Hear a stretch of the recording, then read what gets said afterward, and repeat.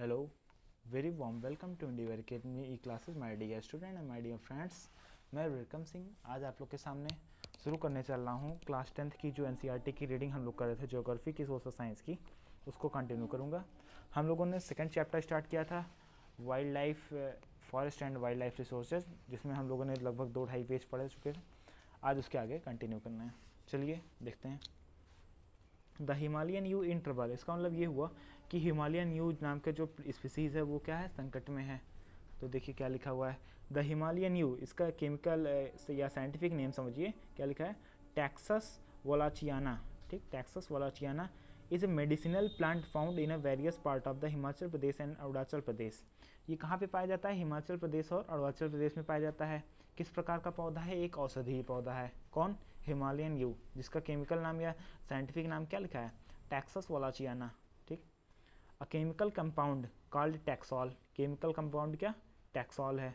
ठीक, और ये कहाँ पे पाया जाता है भैया, इसको भी हाईलाइट कर लेते हैं हम लोग, हिमाचल प्रदेश एंड अरुणाचल प्रदेश। ठीक, हाईलाइट करने से क्या है कि आप लोग को क्या कम चीज़ें पढ़नी रहेंगी, जल्दी से आप लोग कर लेंगे। अब देखिए यहाँ पे जब आप लोग देखेंगे क्या, हिमालयन यू देखेंगे और हिमाचल प्रदेश अरुणाचल प्रदेश, तो ये बीच वाला पढ़ने की जरूरत नहीं, आपके दिमाग में आ जाएगा क्या कि कहाँ पाया जाता है, हिमाचल प्रदेश और अरुणाचल प्रदेश। अगर हम लोग ऐसे अपनी बुक को हाईलाइट किए रहे हैं तो एग्जाम टाइम में उससे फ़ायदा क्या होगा कि कम समय में जल्दी बुक का भी रीडिंग कर सकते हैं। ठीक, इसका ये सबसे बड़ा फ़ायदा है। A chemical compound called taxol is extracted from the bark, bark मतलब छाल, ठीक, निडल्स मतलब इनके जो कांटे होते हैं, ट्विक्स मतलब टहनी, and roots of this tree, इसकी ट्री से जो है एक कंपाउंड एक्सट्रैक्ट किया जाता है। ठीक, जिसका नाम क्या है, taxol. And it has been successfully, ये क्या, successfully use to treat some cancer. इस कुछ तरह के कैंसर होते हैं, देखिए कई सारे कैंसर के भी जो है क्या प्रकार होते हैं, तो उसमें कुछ कैंसर में बहुत कारगर सिद्ध हुआ। ठीक, the drug is now the biggest selling anti cancer drug in the world. ये जो ड्रग है भैया, ये अब समझ लीजिए बेस्ट सेलिंग या बिगेस्ट सेलिंग जो है हो चुका है, किसके लिए, एंटी कैंसर ड्रग के लिए, पूरे विश्व में, वर्ल्ड में लिखा हुआ है। ठीक, the species and under great threat due to the over exploitation, ये क्या हो रहा है, स्पीसीज अब जो है खतरे में आ चुकी है। ठीक, ओवर कोई चीज़ की हम लोग अत्यधिक जो है उसका क्या दुरुपयोग करेंगे तो उसका क्या होगा, क्षरण होगा। इन द लास्ट 1 डिकेड, पिछले एक दशक से, 1000 ऑफ यू ट्रीज, हजारों जो है क्या yew trees have dried up in various part of the Himachal Pradesh and Arunachal Pradesh.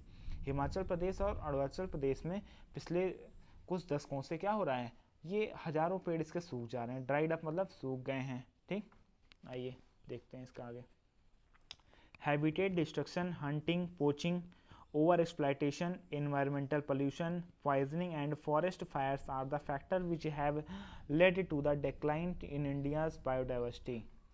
India की जो बायोडाइवर्सिटी को डिस्ट्रक्ट कर रहे हैं उसमें क्या है, हंटिंग है, शिकार, पोचिंग मतलब अवैध तरीके से शिकार, गैर कानूनी ढंग से शिकार, ओवर एक्सप्लॉयटेशन, एनवायरमेंटल पोल्यूशन, ठीक, पर्यावरणीय जो प्रदूषण होता है, पॉइजनिंग एंड फॉरेस्ट पॉइजन, जैसे ये इतना ज़्यादा पोल्यूशन में क्या जहरीली जो गैसेज होती हैं वो सब भी हार्मफुल हैं। ठीक, जो क्या कर रहे हैं, एक मेजर डिक्लाइन जो है इंडियन बायोडाइवर्सिटी को अफेक्ट कर रहे हैं। ठीक, other important causes of environmental destruction are unequal access, inequitable consumption of resources, मतलब अपर्याप्त मात्रा में किसी चीज़ का अगर हम लोग जो है क्या उपभोग करने लगेंगे तो वो भी चीज़ें क्या खतरे में आ जाएंगी।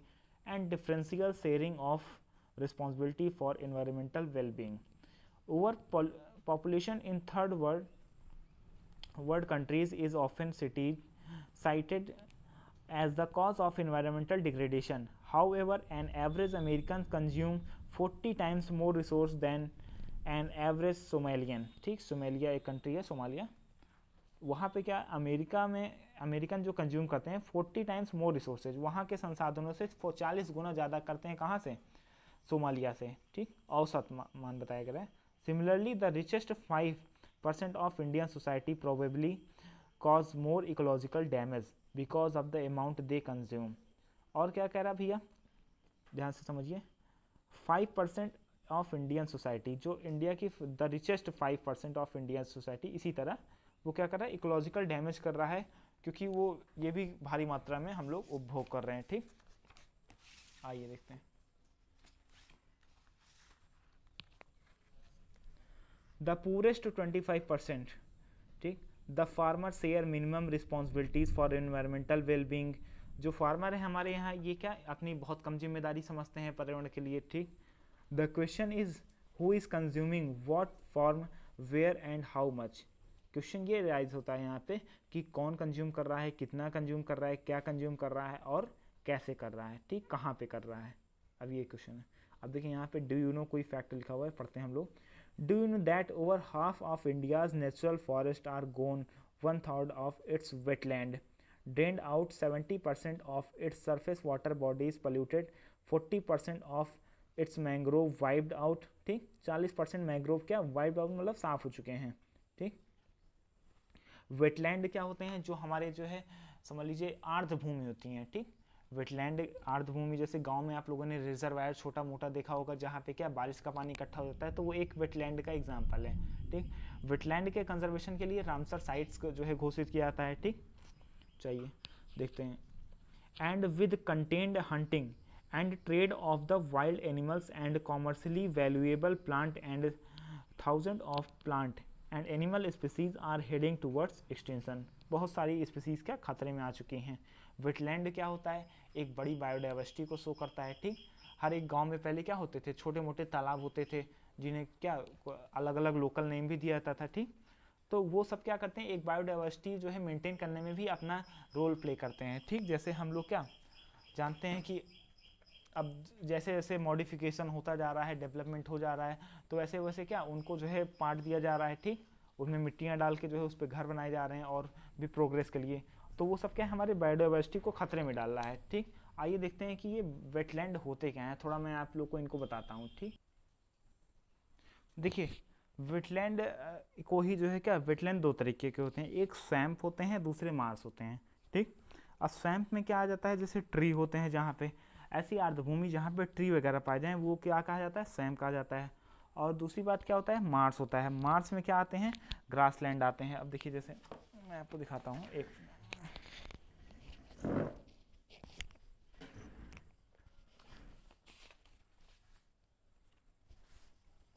वेटलैंड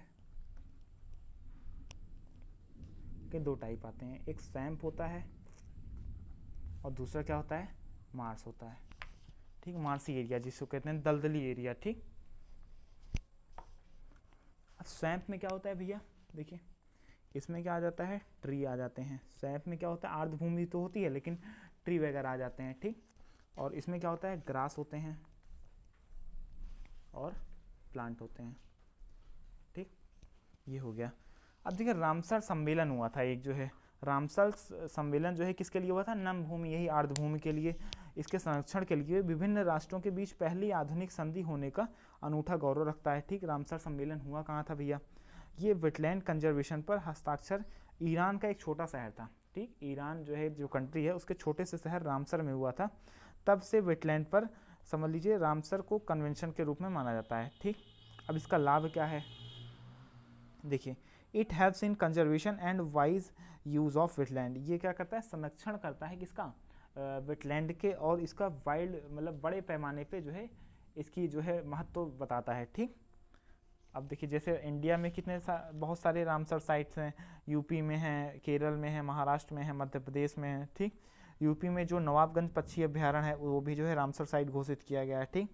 और दूसरा पार्वती आर्गा पक्षी अभ्यारण्य, ये भी क्या है भैया, रामसर साइट है।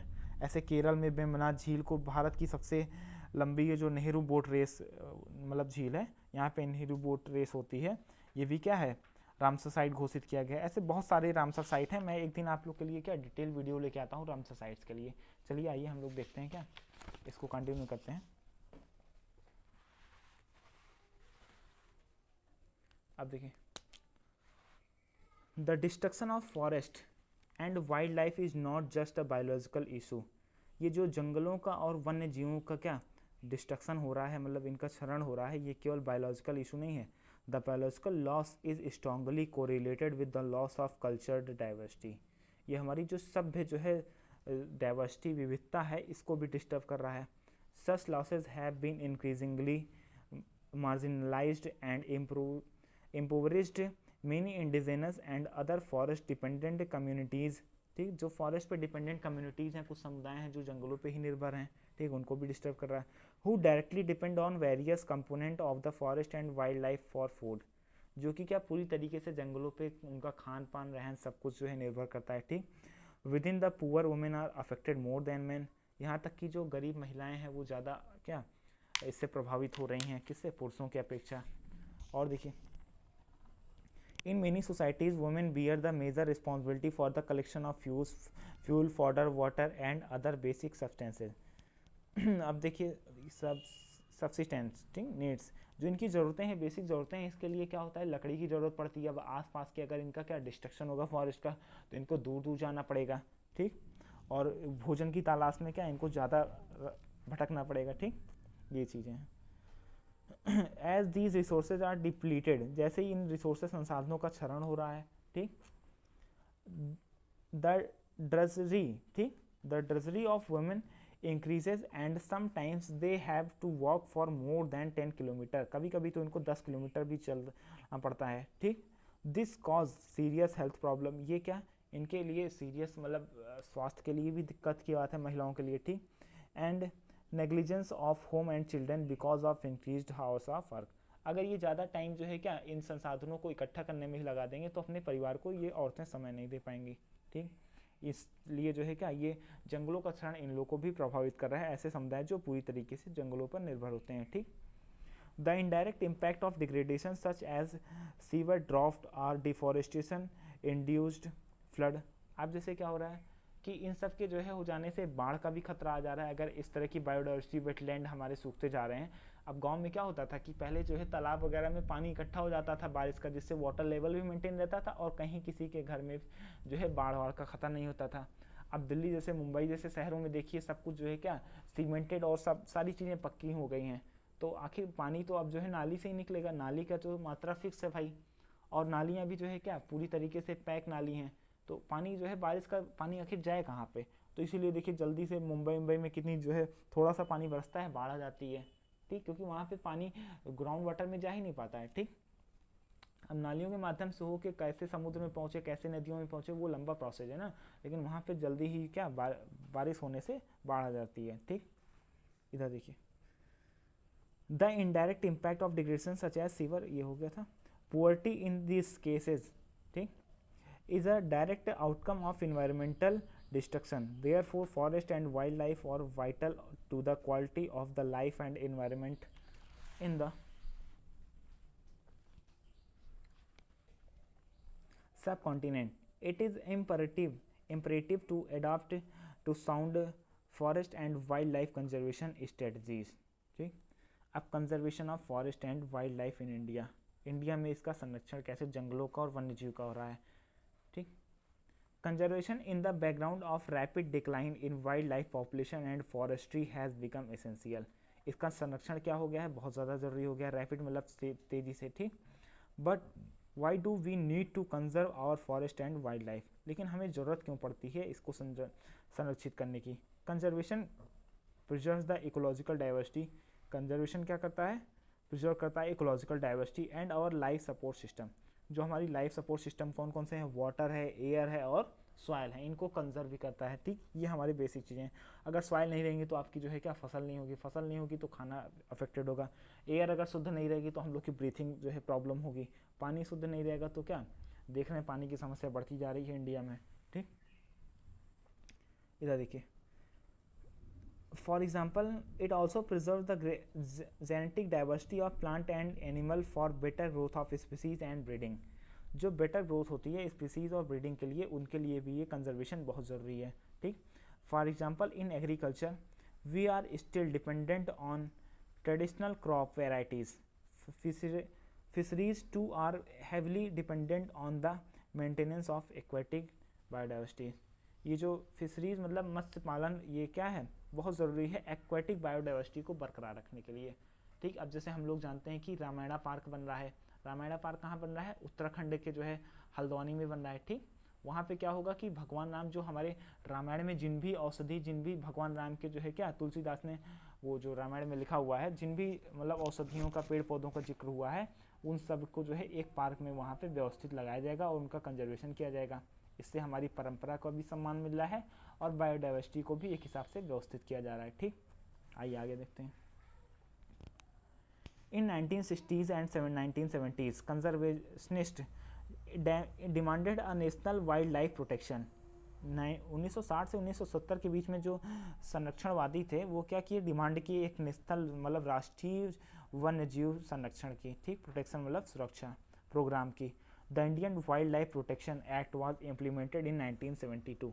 ये देखिए ये इंपॉर्टेंट लाइन है, कब हुआ था प्रोटेक्टेड, 1972 में हुआ था।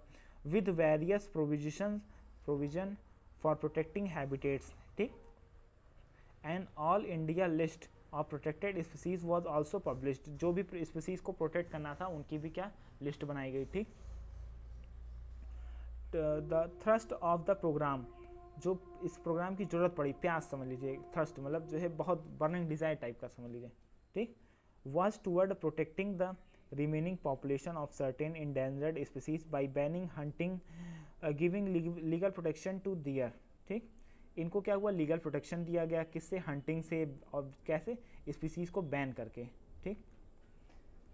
Subsequently established national park, finally जो है क्या परिणामतः जो है क्या किया गया, नेशनल पार्क बनाया गया, वाइल्ड लाइफ सेंचुरी बनाया गया, ठीक, about which you have already study, जिनके बारे में हम लोग पीछे थोड़ा बहुत डिस्कस कर चुके हैं, ठीक। और मैं national park, wild life sanctuary, biosphere, ठीक, इन सब के लिए आप लोग को डिटेल्ड वीडियो लेके आऊँगा जिसमें आप लोग को बताऊंगा इंडिया में कौन से नेशनल पार्क कहाँ पे है, कौन सी वाइल्ड लाइफ सेंचुरी कहाँ पे है, बायोडाइवर्सिटी कहाँ पे ज़्यादा है, ठीक, कहाँ पे बर्ड सेंचुरी है, कहाँ पे एलिफेंट कंजर्वेशन किया जाता है, ठीक, ये सारी चीज़ें आपको डिटेल में बताई जाएंगी। The central government also announced several project for protecting specific animals which were Gravely threatened, including the tiger, the one horned rhinoceros, the Kashmiri Stag, ठीक, इसी को क्या कहते हैं, हंगुल कहते हैं, कश्मीरी स्टैग, ठीक। 3 टाइप्स ऑफ क्रोकोडाइल, जैसे फ्रेश वाटर क्रोकोडाइल होता है, ठीक, दूसरा क्या होता है साल्ट वाटर क्रोकोडाइल, इसी साल्ट वाटर क्रोकोडाइल को ही क्या कहते हैं, एस्चुराइन, जो एस्चुरी बनता है ना समुद्र के पास, इसी को क्या कहते हैं, एस्चुराइन क्रोकोडाइल, ठीक। एंड द घड़ियाल, इसी को क्या कहते हैं, घड़ियाल, सब कहते हैं ना घड़ियाली आंसू, वही। The Asiatic lion and the other, most recently the Indian elephant, blackbuck, भैया ब्लैक बक देखिए इसका नाम क्या है, चिंकारा। ब्लैक बक हमारा कहाँ का जो है नेशनल स्टेट एनिमल है, state animal of Andhra Pradesh, ये कहाँ का स्टेट एनिमल है, आंध्रा का, ठीक। आंध्र प्रदेश का स्टेट एनिमल कौन है, ब्लैक बक, काला हिरण, ठीक। द ग्रेट इंडियन बस्टर्ड, देखिए बहुत इंपॉर्टेंट, ग्रेट इंडियन बस्टर्ड, ये क्या है भैया, इसका नाम क्या है, और इसको लोकल नाम क्या कहते हैं, जैसे इसका नाम चिंकारा है वैसे इसको गोडावन कहते हैं। ये भैया राजस्थान का स्टेट एनिमल है, कौन, great Indian bustard, great Indian bustard. और ये भैया जो पक्षी है ये उड़ने वाले पक्षियों में सबसे भारी है, वैसे तो हम लोग जानते हैं शुतुरमुर्ग जो है, लेकिन ये उड़ने वाले पक्षियों में क्या है, हैवीएस्ट बर्ड है समझ लीजिए, ग्रेट इंडियन बस्टर्ड। इनकी संख्या कम होती जा रही है, ये चिंता का विषय है, ठीक। ग्रेट इंडियन बस्टर्ड ये इसी की क्या कहते हैं, शर्मीला पक्षी है, तो इसके और भी जो है कुछ लोकल नाम रखे गए हैं, ठीक। और जैसे इसके बारे में मैं आपको क्या बता दूं, ये राजस्थान का क्या स्टेट एनिमल है, राजस्थान का स्टेट एनिमल है, लेकिन और तेलंगाना, आंध्र प्रदेश जहाँ भी ये पाए जाते हैं उनके कंजर्वेशन के लिए काम किया जा रहा है, ठीक है भैया। आइए देखते हैं। और स्नो लेपर्ड बहुत इंपॉर्टेंट, स्नो लिपर्ड कहाँ का स्टेट एनिमल है भैया, ये सब चीज़ें आप लोग को जाननी चाहिए, ठीक। ये हिमाचल का है, कहाँ का है भैया, हिमाचल प्रदेश का स्टेट एनिमल, हिमाचल प्रदेश का स्टेट एनिमल कौन, स्नो लिपर्ड, ठीक। हैव बीन गिवन फुल और पार्शियल लीगल प्रोटेक्शन, इनको क्या पूर्णतः या आंशिक रूप से लीगल मतलब कानूनी प्रोटेक्शन संरक्षण दिया गया है, अगेंस्ट हंटिंग, इनके मतलब शिकार व्यापार, ठीक, थ्रू आउट द इंडिया, पूरे इंडिया में। अब देखिए प्रोजेक्ट टाइगर की बात आती है, project tiger is very important. Tiger is one of the key wild life species in faunal, faunal मतलब वही जानवरों के जो है वेब में क्या, ये भी एक की जो है रोल प्ले करता है, ठीक। इन 1973 भैया द अथॉरिटीज रिलाइज, वही जो कंजर्वेशनिस्ट मतलब संरक्षणवादी की जो वो थी संस्था, उन्होंने क्या किया, रियलाइज मतलब महसूस किया, द टाइगर पॉपुलेशन हैड ड्विंडल्ड मतलब देखिए कितना बढ़िया वर्ड लिखा है। एनसीईआरटी पढ़ने से हम लोग को क्या मिलता है कि वर्ड्स का जो है कलेक्शन भी बहुत अच्छा मिल जाता है।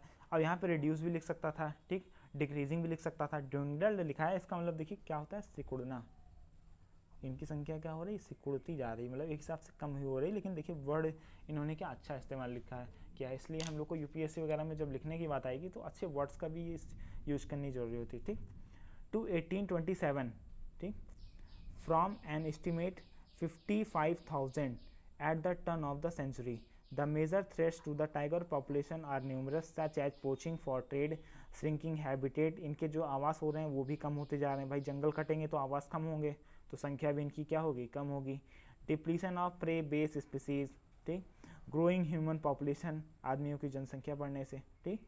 The trade of tiger skin and use of their bones in traditional medicine especially in the Asian countries left the tiger population on the verge of extinction, ठीक।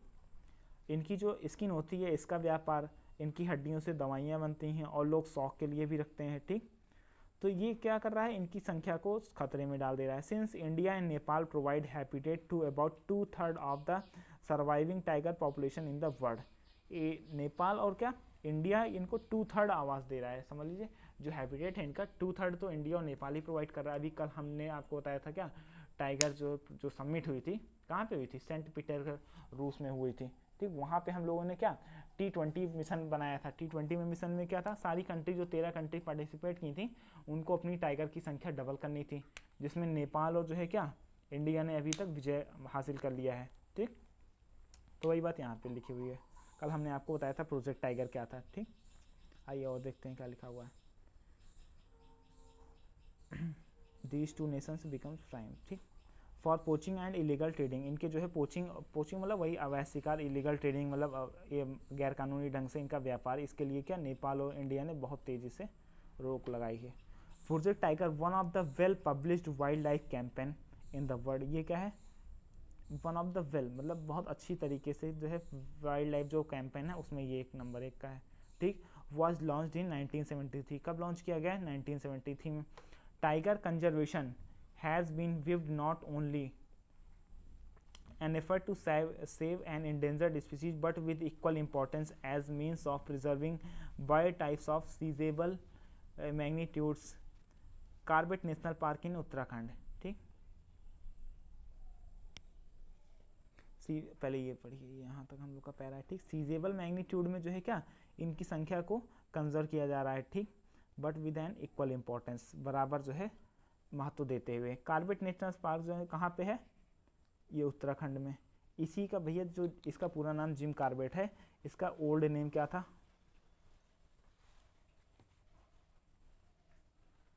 Old name was